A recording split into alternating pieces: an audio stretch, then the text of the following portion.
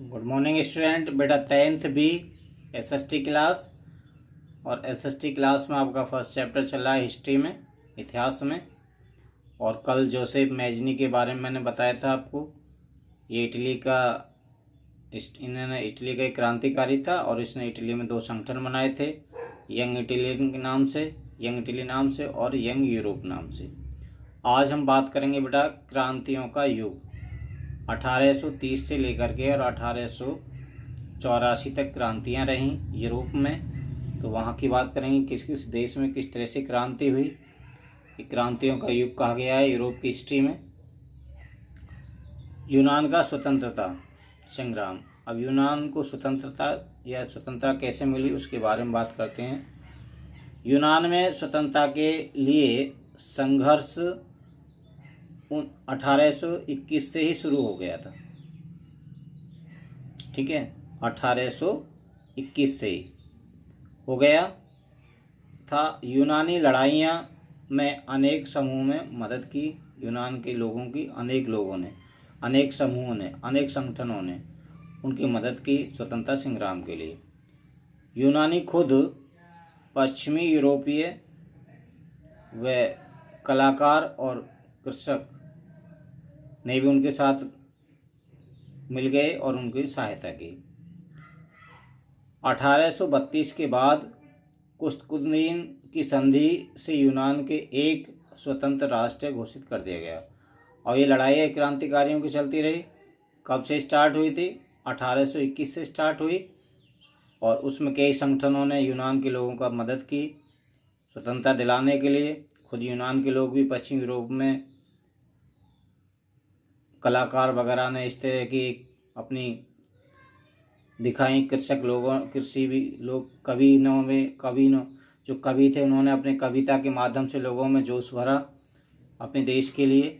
और 1832 के बाद कुतुबुद्दीन की संधि से यूनान एक स्वतंत्र राष्ट्र बना और घोषित कर दिया गया।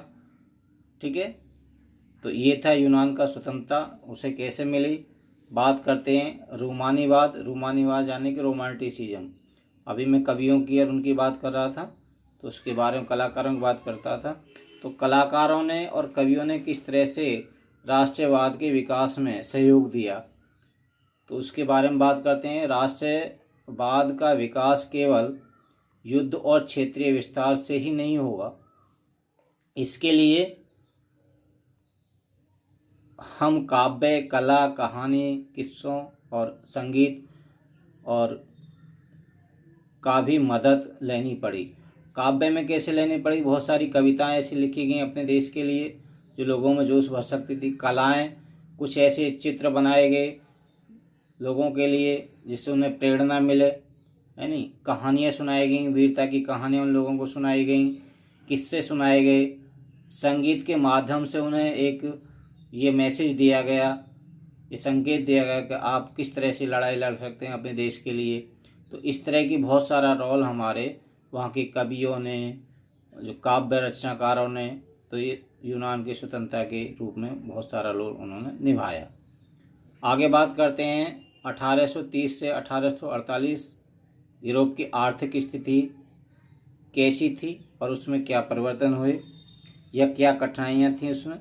ठीक है, 1830 से 1848 यूरोप की आर्थिक स्थिति और उसमें कठिनाइयाँ क्या थी। बात करते हैं भूख और जन विद्रोह क्यों हुआ, उसका कारण क्या था, उसके बारे में बात करते हैं। अत्यधिक जनसंख्या वृद्धि, लोग गांवों से शहरों की ओर रुख करने लगे रोजगार की तलाश में। गांवों में कुछ समय कोई साधन नहीं था इनकम का, और लोग भूख के मारे या अपने आजीविका चलाने के लिए शहरों की ओर चल दिए रोजगार की तलाश में। ठीक है, रुक कर दिया। बेरोजगारी में वृद्धि हुई, गरीबी में वृद्धि हुई, और इन्हीं सालों में फसलें भी बर्बाद हो गईं। जब गाँव में फसलें बर्बाद हो गईं तो वहाँ क्या हुआ, लोग रोजगार की तलाश में कहाँ चले गए? शहरों की तरफ चले गए। शहरों में भी इतनी फैक्ट्रियाँ या चीज़ें नहीं थी जो सभी को रोजगार मिल जाए, तो वहाँ भी बेरोजगारी फैली और गाँवों में बेरोजगारी होगी, फसल बर्बाद होगी। किसानों के पास कोई चारा नहीं था अपनी आजीविका चलाने के लिए। तो ये कई ऐसे कारण थे जिससे भूख और जन विद्रोह पैदा हो गया।